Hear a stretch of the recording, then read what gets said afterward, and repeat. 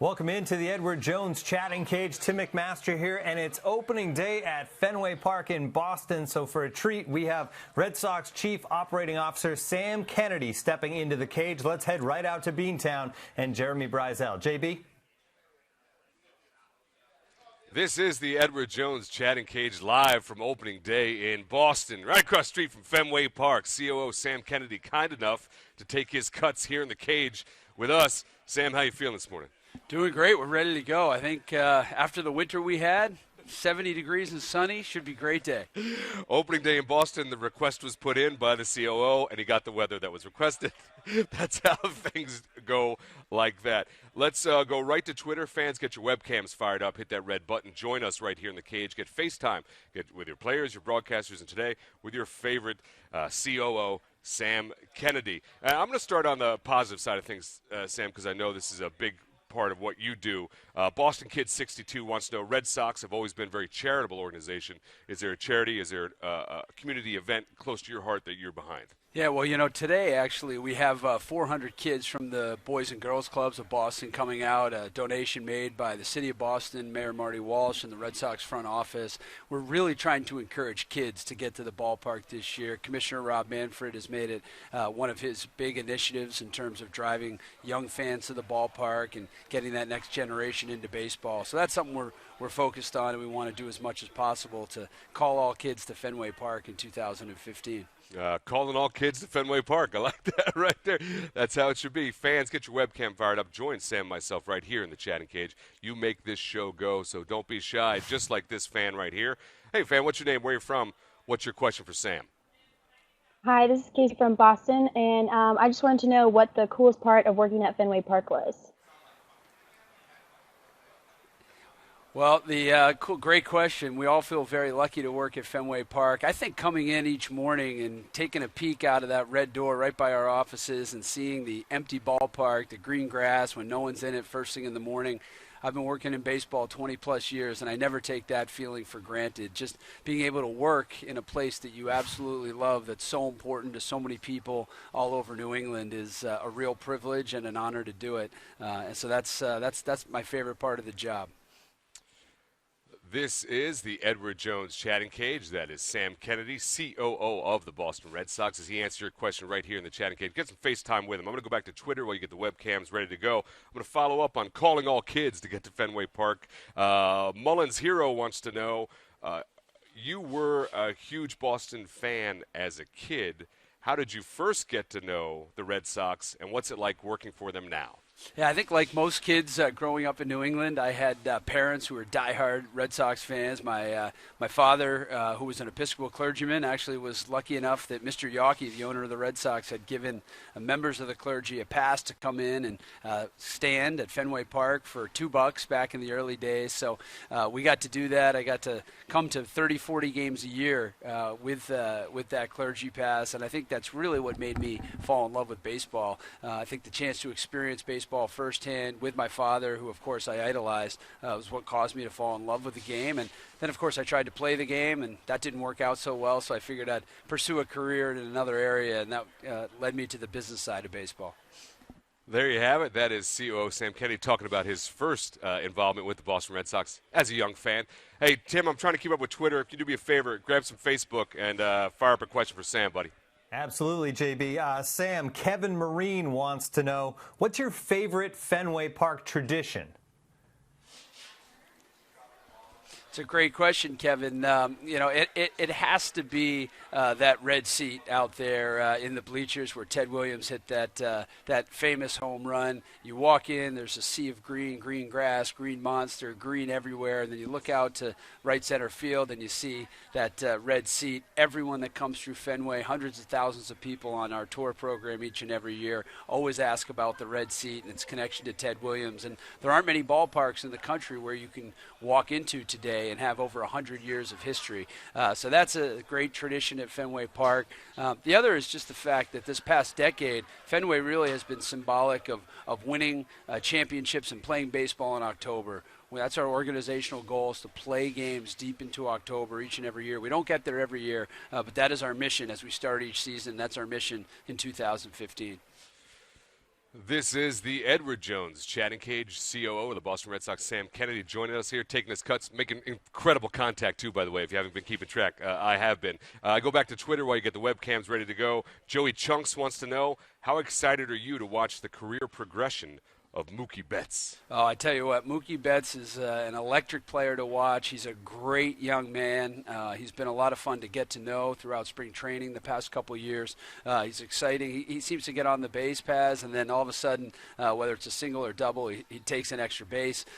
Great teammate. He's very humble, learning from great veterans like David Ortiz and Dustin Pedroia. So I hope he's going to be a centerpiece of our lineup for a long, long time. And he's off to a good start, and we feel really lucky to have him. An exciting time here in Fenway as Mookie Betts gets underway. Opening day right across the street from Fenway Park. This is the Edward Jones Chatting Cage. Fans get fired up. Join us right here in the show, just like this fan right here. Hey, fan, what's your name? Where you from? What is your question for Sam? My name is Tim, and I'm from Arlington. And my question for you is, what have veteran players such as Dustin Pedroia and Ortiz meant to this franchise? Well, it's great to hear from someone in Arlington. I was a big hater of the Spy Ponders growing up in Brookline. You guys always beat us in hockey. But to get to your question, Dustin Pedroia is the heart and soul of the Red Sox franchise. He is a clutch player. He leads by example. Nobody loves playing baseball more than Dustin Pedroia. He's the first guy at the ballpark every day, taking extra infield, taking extra batting practice. And I think he sets a tone of confidence and leadership that has allowed us to have success in October. No one hates to lose more than him. He will be furious. I know this morning coming into the clubhouse after a late night loss down at Yankee Stadium, so he's probably jonesing to get out there and get going at 3:05. He's a tremendous leader, and we're very, very lucky to have him on a long-term deal, and hopefully he's going to continue what has looked like to this point to be a Hall of Fame career. A very exciting player to watch and one of the great competitors in baseball. This is the Edward Jones Chatting Cage. Join us like this fan right here. What's your name? Where you're from? What is your question for Sam? I'm Ron from Oklahoma City. Fenway is probably my favorite ballpark in all of baseball. So what's been one of the most important things in turning Fenway into a more modern stadium while keeping all of the history and charm of the stadium? Well, Ron, I appreciate your question, and it means a lot, especially coming from a Yankee fan. I actually married a New Yorker and have a lot of Yankee fans in my extended family, so appreciate that. And we get a lot of New Yorkers that come to Fenway each and every year. I think it's a nice getaway from New York. We've invested $300 million of private money into Fenway over the last 11 years to bring Fenway into the 21st century. We've revamped the entire ballpark seating bowl. We've added new seats. We've expanded capacity by about 12%. We've added new modern amenities in the clubhouse in terms of parking, in terms of concession spaces. We've added the famous seats above the Green Monster, the right field roof deck, a new premium seating area behind home plate called the EMC Club in the State Street Pavilion.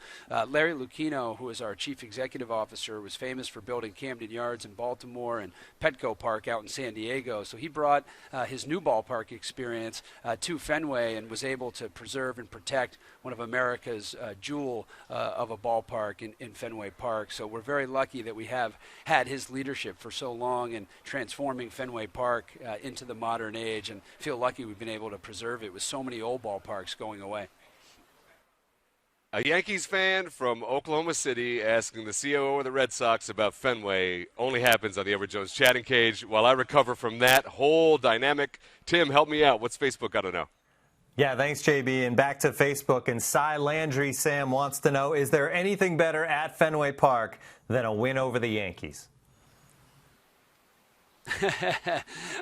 Two wins over the Yankees. No, it's funny, you know, when the Yankees are playing, as a Red Sox fan, as someone who grew up a mile from the ballpark, you're always watching that scoreboard, even if it's in early April. Some local beat writers comment on how we still have this obsession with the Yankees and what the Yankees are doing. They've been such a dreaded rival and enemy for so long, and that, I think, will continue forever. It doesn't matter who's on the roster, who's in the lineup. We just always are interested in what the Yankees are doing, and we should be concerned with the rest of the league. But I think because of the great history, tradition, and rivalry that we've had with them, a win over the Yankees is sweet. And we had a couple good ones down in the Bronx this weekend, but they got us last night, and the rivalry should continue to play out over the 2015 season. I think safe to say in 2015 that rivalry is as healthy as ever. Yes, sure it should is. continue. Sure is. Great question about that, about the Yankees and the Red Sox. That leads us to the EDJ question of the day. True or false, Sam Kennedy, you stayed up for the entire 19-inning game between the Red Sox and the Yankees, which was Friday night, but it's the internet, so we'll just say the 19-inning game. That is false. I fell asleep in the 14th inning, I believe it was. I was so frustrated. True story. Put in a plug here for Bob Bowman and Noah Garden. I had my phone on all night. I woke up at about 4 o'clock, checked the score on my at-bat app to see that we had won the game, which I was surprised. Being a Red Sox fan, sometimes I have a little negativity in me. And I said, oh, God, I can't take this. We're going to lose. And then sure enough, I woke up to see that we had actually won the game, which was a great treat. Sorry to all the Red Sox faithful that I did not make it up till 2:15. I had an early morning kids activity I had to be at, so I probably crashed around 1 a.m. And I'm glad I fell asleep because we won. So now next time, that'll be the good luck charm. I'll continue to go to sleep. Knowing you can go ahead and just go to sleep in the ninth at any point, knowing that's the good luck charm, is a great thing to know early in the season, too. You don't have to find that out in July. That is a great thing. A 19-inninger, you almost could fall asleep and wake up twice. But there you have it, folks. That is the EDJ question of the day. We go back to Twitter while fans, you get your webcams fired up. We talked about Mookie Betts earlier. Let's talk about John Farrell. Baby Joy wants to know, what has John Farrell brought to the clubhouse and field since taking over as a manager? Yeah, I think he's brought an incredible sense of leadership, incredible sense of authenticity, genuineness. He is an outstanding communicator, not only with the players in the clubhouse, but with the media, with the members of the front office. He's brought the organization together as a group, whether it's the business side or the Red Sox Foundation, baseball operations group. He is as interested in what is going on in every area of our front office as any executive in the front office. So he's been terrific. We obviously just extended him to a long-term deal. Clearly, John Henry, Tom Werner, Larry Lucchino, Ben Cherington feel that he's the right guy to lead this team. He certainly proved that in 2013. No one was more disappointed than he was the way things went last year. So he's excited to be back out there, and we're really, really blessed to have him at the helm and sitting at the end of the dugout here at Fenway Park. He's just terrific. One of the great managers and one of the great people in baseball, John Farrell. I got to say, we're about to wrap up this Edward Jones chatting cage. I'd like to get a self-assessment before we go. Sam, how you feel you did? Good contact? Great contact. I was never much of a power hitter, a lot of singles that would bleed their way into the outfield, so hopefully I stepped it up a little bit today, but it's great to be with you, JB, and appreciate the opportunity to be here on opening day. Real pleasure to be with Sam Kennedy, COO of the Boston Red Sox outside Fenway Park on opening day 2015. That wraps up another session of the Edward Jones chatting cage. We'll see you next time.